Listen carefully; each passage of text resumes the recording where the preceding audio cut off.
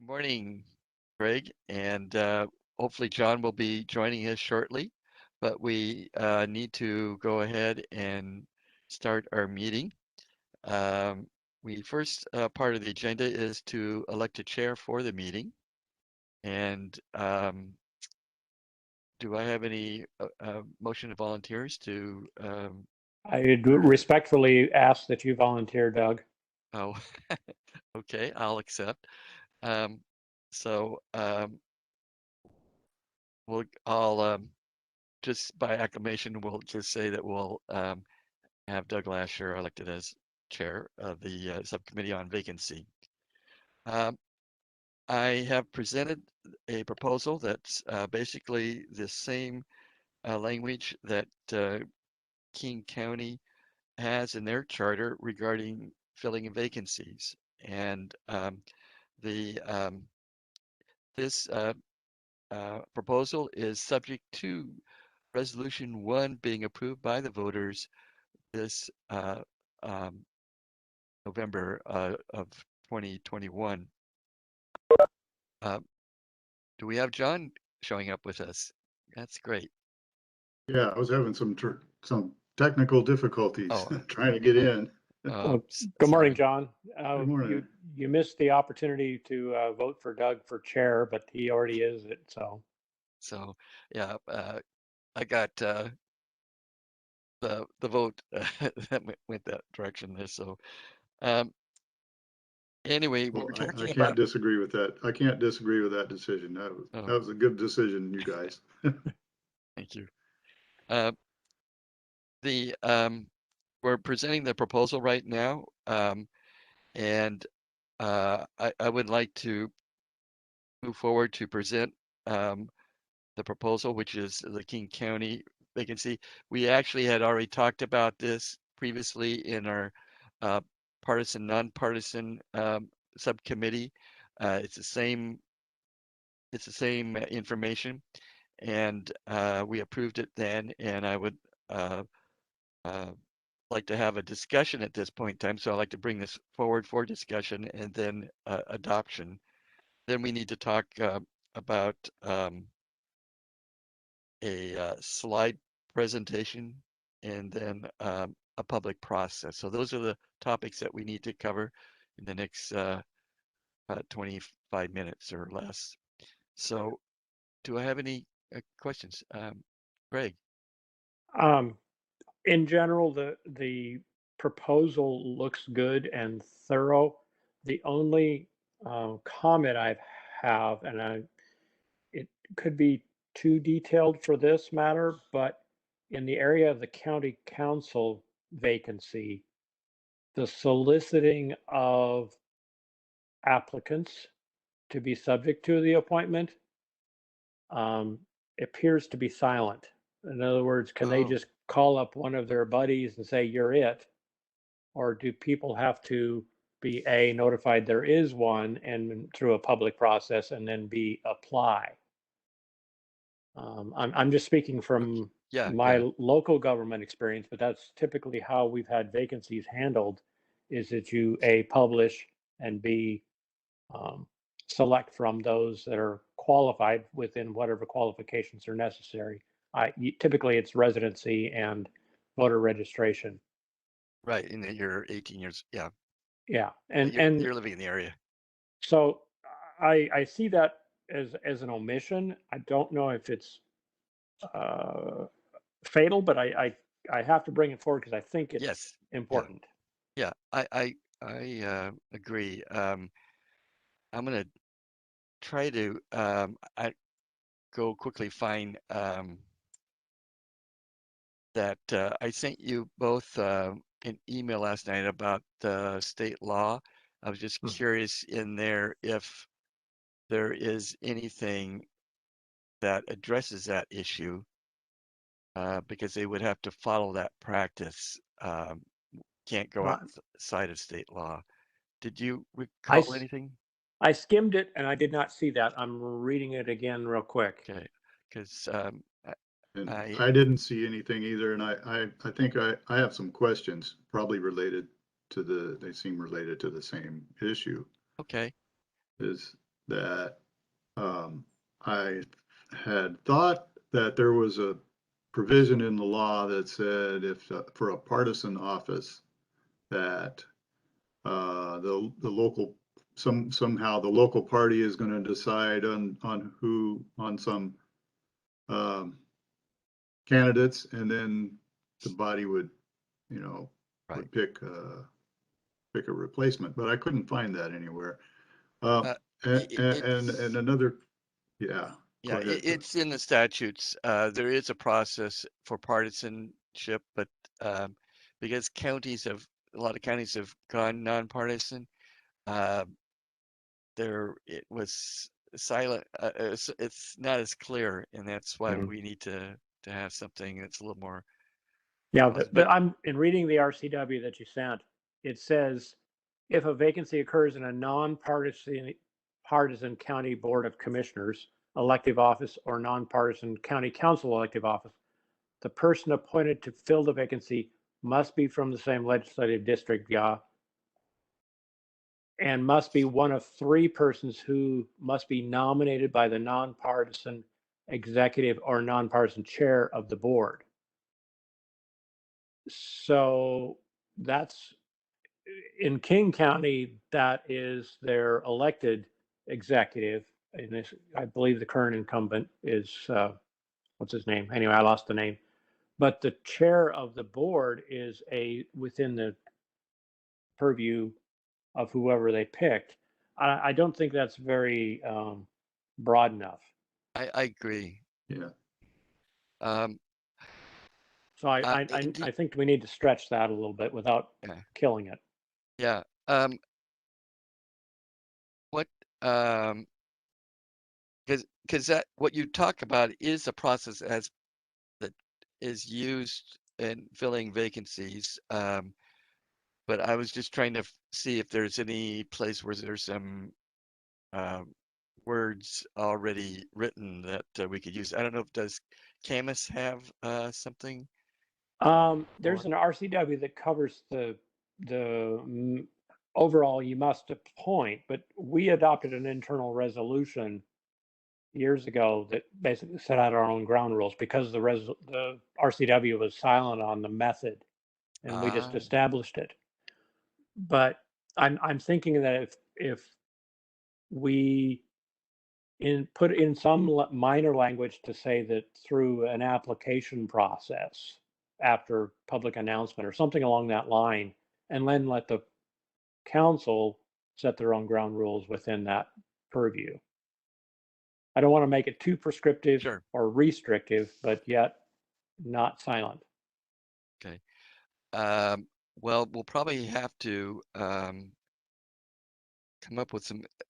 Can't probably unless we don't have anything right now. But if you want to share and come up with some wording, we could probably trade it off in a email. Unless you want to have another meeting to it probably would be better to have another meeting, I guess, to finalize this. But if we could try to do some research, I agree that there needs to be more clarity in that process selecting council Yeah, members. I think on your back of your screen behind you is the word transparency is what we really need Right. to make sure is out there. So Yes, because yes, it the public needs to get the best selection in the process. because it And could be for as long as 2 years. yeah, in that vacancy being filled. yeah, and once the vacancy is filled, it's a retain Yes. that's can be used campaign. So it's important to make sure we have a good process set up so that Okay. the retain is valid. What I will find is the Camus resolution, recognizing it's not an ordinance, but it lays out our process, and I think we can pull a couple strips out of that Okay. without making it cumbersome. I just don't want to overcomplicate it, but yet make it a tripwire that they have to follow. Yes, I agree. Um, so I think we need before we need to wait and once we have that wording, come back to for adoption of the vacancy resolution or yes, the Proposal. yeah proposal and adopt it. So we won't do anything official right today till we work through that. And Are when we, there other questions on any of the other stuff in there? From my point of view, I don't have anything else. I don't. I had one and it might, I, I don't know the law completely. I'm not a lawyer. I'm just an engineer. So I have a question for you. Maybe you know, does the RCW cover vacancies for partisan offices, but the incumbent was of a party, not, not a Democrat or Republican, but may have been trout fishing in America or Green Party or, some kind of party, some party designation that where we don't have a local party organization to back them up. Because that, that happens, and people declare themselves independent also, and I don't think there's a local party organization of independence. Yeah. So is there something that covers that case? Because if we, let's say our, one or two of our proposals going through this year don't pass, and the positions remain partisan, with the top two primary and the new rules there, well, relatively new, we could have partisan, but it doesn't mean an actually organized party. Uh, If we're yeah, covered. it's yeah, I don't know. The resolution, I mean the charter is basically it defers to state law. So if they need to clean that up and I mean we could address that if but this vacancy resolution would not go forward. I think we talked about it in November after the election. If the nonpartisan one of the resolutions passes, especially if resolution 1 passes, I should say specifically, um, then we would want to move forward with this resolution for 22. Um, but if it stays partisan, it's where it is right now. If we could, when we come back, if I wasn't thinking that we were going to bring up another resolution if the bill doesn't pass and to fix some issues, but we can if you want. Yeah, Okay. in my I was. I'm sorry. In my reading of that RCW, same one, it's silent on partisan office, but nonpartisan incumbent or that leaves. It's silent on that. Yeah, usually when there's someone who's a nonpartisan, at the last moment they will declare. If not, then the council will probably just go ahead and pick somebody, and then if they have a partisan position, I mean they don't have to when they pick them at that point, but sometime when they file, they have to declare their candidacy, or I mean Well, their party or no party preference. one way to look at it is we have this move forward, whether it is the partisan, nonpartisan matters pass or not, we can have something on the ballot to fix either or both, That and that's yeah. just make it neutral. Mm-hmm. Yeah. If that were easy to do, I think that's what we should look for. Okay. But Well, sounds like we have some more work that we need to to finally craft this piece. And if Greg, you could look at some pieces on what Camus does and in the resolution, and John, if there's a particular section there that to address this issue, could dive into that. Um, I was trying to keep it simple and just deal with a vacancy piece if it was nonpartisan, but I'll give it some time to think about that. It's a interesting question. Oh, okay, yeah, I like what you proposed, for the idea, but I'm not sure it covers everything that we need to look at. And it may not. That's why we need charter review commissions from now until eternity. Of course, we may not be around for the next one, but We get better at it, I'm sure. yeah. So well, So I'm gonna, you want me to look at, look to see if I can answer my own question there, to see if, how it's covered if, we have yeah, a partisan position that's vacant and, although not of a organized party organization. yeah.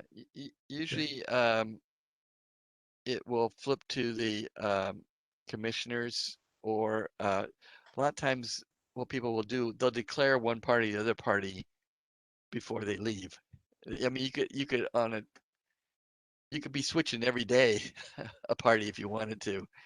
Yeah. Um, The challenge there, if it's upon because of death, the person won't know they're going to die necessarily yeah, before they leave.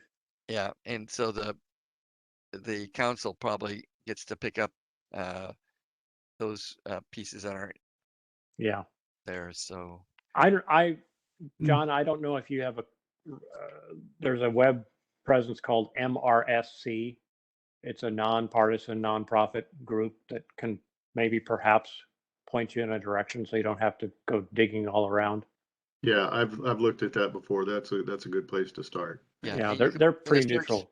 Yeah, they have a Yeah. search engine there. I did that on our initiative referendum process because and this is a separate committee that's working on that, but it was interesting to get the information back that there is actually nothing in the state constitution or state law that uh, authorizes um, counties to have initiative referendums.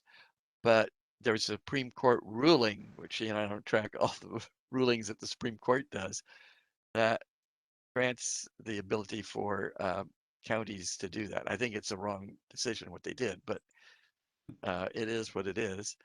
And cities have that direct option, and Hmm. I think cities are different, slightly different beasts than counties are, and they could control their area a little bit more, I think, than the county, because county is more directed by the state and what they do.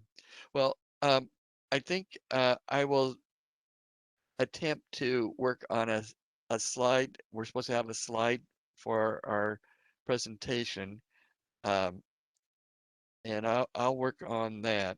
Um, and also think about the public process, um, and how we want to push this resolution forward if resolution one passes, how we're going to do that. I think in some ways it might be a moot point. I know they asked that, but we the commission dies on December 31st, so it's going to be a campaign committee that will pick this up and promote it from then on, and it's really not the commission's worry of what happens in 22.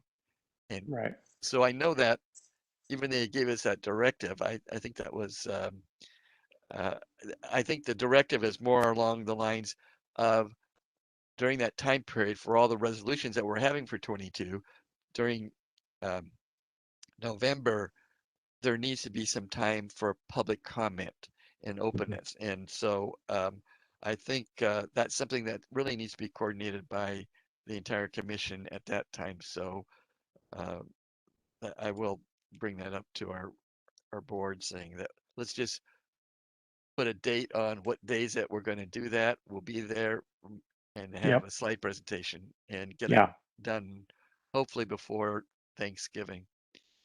And I know that they don't certify if these elections get real close. They usually don't certify until just before Thanksgiving, so that makes it even more difficult to do it that time frame. We may just have to wait until after Thanksgiving to do that. Well, in my opinion, we could do the outreach on the plan proposals anytime after the election day, and just have the outreach on what's on the table. Yeah, And then the decision of whether to put it on the ballot or not has to wait till after the certification. oh, good point. Good point. Yeah. Because there may be revisions after that public outreach anyway, as well. So wait too long and you get really compressed for the outreach. Yeah, it's kind of compressed anyway, isn't it? Yeah. I'm sorry for the phone call in the background. I trying to deal with a plumbing problem at my mother's, which I have to meet a plumber at noon. That's And important. yeah, Okay. so um, anyway, I know Greg has to leave, and so I think we have our assignments, and I'll just reschedule another meeting. About when would you like to meet? Will a week be enough time, or next week at this time? That looks good for you at this time next week? Let's see.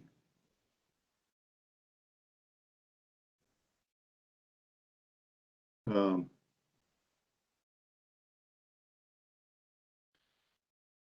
yeah, I have not noon. If it's before noon, if it's at like 11 until noon, that would work. Yeah, works for me too. Okay, we could do 11 o'clock. I mean, I hope our next meeting will we'll share emails and hopefully we'll have things ready to go by that time and can get it adopted and get things prepared for the next commission Yeah, meeting. I'll should have the email of current stuff with my thoughts attached tomorrow sometime. I just don't know what time tomorrow. Okay, I'll pop it up by then. all right. I know John, yours will probably take a little bit longer, but It might, and I'm going to the coast Friday, Saturday, and Sunday. So I can work from there too. I'll take my computer with me. okay. Well, you really should be going today, tomorrow, or I know. gee. Close. Yeah, Okay, you're well, you right. have a great time there too. I'll Yeah, sit here and roast and deal with my mother's plumbing problems. yeah. So, The plumbing is not your friend. no, it is not. It's a mystery right now what's happening. All right. So, okay, Thanks. Thanks, um, guys. I will call the meeting to adjournment then, and I'll see you next week at 11 o'clock. Okay, Okay. thank you. Okay, Thank you, Thanks, bye-bye. Mr. guys. Chair. Bye. Thanks.